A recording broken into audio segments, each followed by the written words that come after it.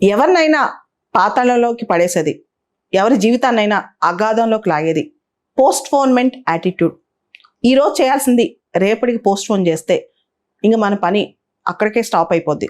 ముఖ్యంగా ఎవరైతే కాంపిటేటివ్ ఫీల్డ్లో ఉన్నారో వాళ్ళు పోస్ట్పోన్మెంట్ అనేది ఆపాలి. ఏ రోజు అనుకున్న టార్గెట్స్ వీలైనంత వరకు ఆ రోజే 100% మన ఎఫర్ట్ పెట్టాలి. ఏ మనిషికైనా తను ఎంత అనుకుంటే అంత స్ట్రెచ్ చేసే శక్తి ఉంటుంది అనమాట. ఏ మనిషికైనా అంత పొటెన్షియల్ ఉంటుంది. కాకపోతే దాన్ని మనం తక్కువ అంచనా వేసుకుని దాన్ని మనం కొంచెం వాడుకుంటుంటాం. మన పొటెన్షియల్ మనం ఎప్పుడైతే మన పొటెన్షియల్ ఎక్స్పాండ్ చేసుకుంటూ వెళ్తామో మనం అనుకునేవి అవుతాయి. మనిషికి అంత పెద్ద స్కిల్, మల్టీ టాస్కింగ్ స్కిల్ ఉంటుంది అనమాట. ఎప్పుడైనా ఒక పనికి మనం 30 రోజులు టైం పెట్టుకున్నాం అనుకోండి, దాన్ని లాస్ట్ డే దాకా ఆపి 30 రోజు పూర్తి చేయడానికి ట్రై చేస్తాం. ఒక పనికి మనం 3 రోజులు టైం పెట్టుకున్నాం అనుకోండి, దాన్ని కూడా మనం 90% సక్సెస్గానే చేయగలం.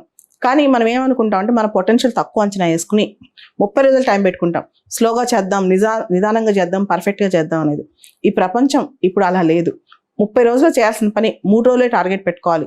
అవసరమైతే ఇప్పుడు ఇంకొక 2 రోజులు ఎక్స్పాండ్ అవుతుంది. అంతేగాని మనం అంతకంటే ఎక్కువ మనం వదిలేసాం అనుకోండి 30 రోజులు అని చెప్పి 25 రోజులు వేస్ట్ చేసి లాస్ట్ 5 రోజులు మాత్రమే పని చేస్తాం అనమాట.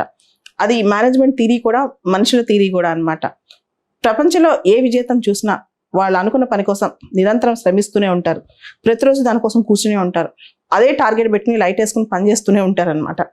ఆ సక్సెస్ఫుల్ పర్సన్ లాగా ఆ విజేత ఎలా పనిచేస్తున్నాడో మనం కూడా అదే పని చేయాలన్నమాట. ఏ రంగంలో మనం పైకి రావాలన్నా సరే ఇది చాలా అవసరం. పోస్ట్పోన్మెంట్ అస్సలు చేయకండి. మనిషికి యాటిట్యూడ్ అంటే పర్లేదులే అని మనం ఎక్స్క్యూజెస్ చెప్పుకుంటూ ఉంటాం. ఈరోజు కొంచెం బాగాలేదు, లేదా ఈరోజు కొంచెం మనసు బాగాలేదు, ఈరోజు కొంచెం ఎంజాయ్ చేద్దాం, ఇలా రకరకాల కారణాలు ఉంటాయి. లేదా ఎవరిపైన నెపం వేసేస్తుంటాం. అవన్నీ పక్కన పెట్టి మన బాధ్యత మనదే, మన రెస్పాన్సిబిలిటీ మనదే, మన తప్పు మనదే. సో మనం ఎప్పుడైతే మన తప్పును మనం యాక్సెప్ట్ చేస్తామో, ఎప్పుడైతే మన టైం వేస్ట్ మన వల్ల జరిగిందని నమ్ముతామో, ఎప్పుడైతే మన టైం మన చేతిలో ఉందని నమ్ముతామో, ఆ టైంని మనమే డిజైన్ చేసుకోగలుగుతామో, ఆ టైంని మనమే మేనేజ్ చేసుకోగలుగుతామో, అప్పుడే మనం రియల్గా సక్సెస్ఫుల్ పీపుల్ అంటాం. సక్సెస్ అనగానే ఓన్లీ ఈరోజు వచ్చే రిజల్ట్ అని కాదు, లేదా నెక్స్ట్ ఇయర్ వచ్చే రిజల్ట్ అని కాదు. సక్సెస్ త్రూఅవుట్ లైఫ్ ఉండాలంటే మనం ఇప్పుడేసిన ప్లాట్ఫామ్ ఏదైతే ఉందో, ఇప్పుడేసిన ఫౌండేషన్ ఏదైతే ఉందో, దాని ఫలితం మనకు 5 ఏళ్ళకో 10 ఏళ్ళకో కనిపించుద్ది, ఈ రోజు కనిపించదు. అలానే 5 సంవత్సరాల తర్వాత, 10 సంవత్సరాల తర్వాత అప్పుడేసే ఫౌండేషన్ ఏదైతే ఉందో అది 20 ఏళ్ళ తర్వాత కనిపించుద్ది.